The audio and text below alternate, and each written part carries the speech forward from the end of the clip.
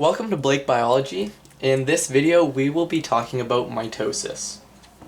So mitosis is the process of somatic cell division. This is where you begin with one cell and end up with two identical daughter cells. Every body cell goes through mitosis in order to replace dead cells, repair body tissues, and for the growth of the organism.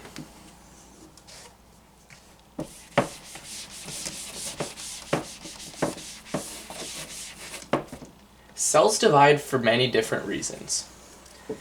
The first is due to cell growth, which creates a surface area to volume ratio imbalance. This means that substances will take too long to diffuse out of the cell, as the distance from the center of the cell to the cell membrane is much too far. Next, there is the DNA to volume ratio imbalance, where there is too much cellular volume for the DNA to control, so it must divide. There are also chemical signals, which are specific chemicals such as hormones or signals from damaged tissues, cause the cells to increase their rate of division. Internal chemical signals are also released as a cell goes through interphase. Finally, there's also density-dependent growth factors, which is when other cells die, there is space that opens up, and this causes the living cells to divide in order to fill it.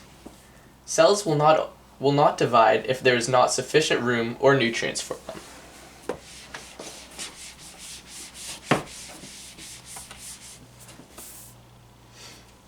Interphase happens prior to the division stages of the cell in which the cell prepares to divide. Interphase is divided up into three sections: G1, S, and G2 phases. During the G1 phase, the cell will begin to increase its size and will continue to carry out its normal function. In the S phase, the chromosome number within the cell doubles through a replication process in which chromosomes form into the homologous pairs. These homologous pairs will be maintained until metaphase. G2 comes after, in which the cell continues to increase its size and organelles within the cell are now doubled. The cell maintains normal function, but now factors towards cell imbalances of DNA and surface area occur. Checkpoints after G1 and G2 occur. This is to ensure that cell processes are proceeding correctly and steps are not being skipped.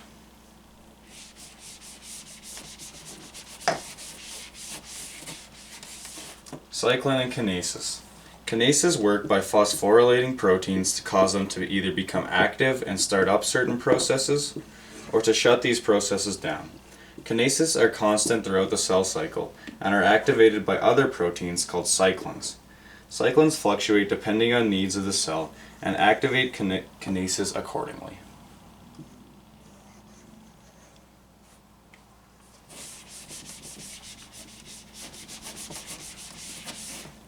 We'll now move into the stages and the steps of cell division.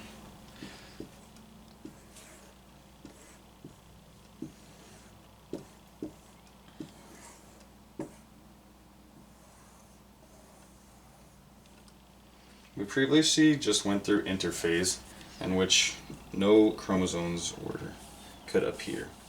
Prophase will be the next step in our cell division. During prophase, the nuclear membrane and nucleoli disappear, revealing the chromatin, which have now shortened and thickened into chromatid. Centrioles have also moved to the opposite poles here to prepare for the next stage, metaphase.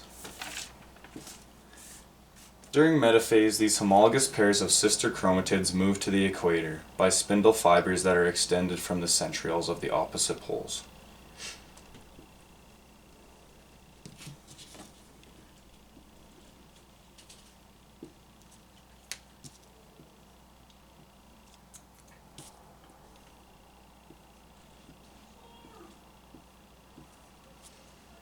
Anaphase will be the next step happening in cell division. During anaphase, the sister chromatids now separate as the centromeres holding them together split, and these chromatids are pulled towards opposite poles.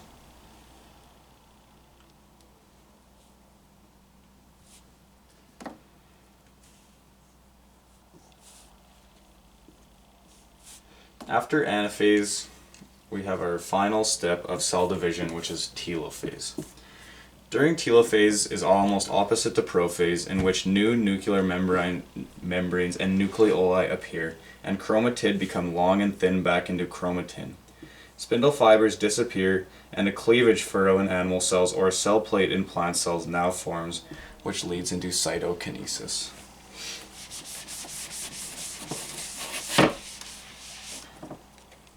Cytokinesis is the final step into two cells dividing, in which the splitting of the cytoplasm will occur into two identical daughter cells. These cells can now continue out their own cell cycle to continue mitosis throughout the somatic cells. So this was mitosis. I hope this was helpful.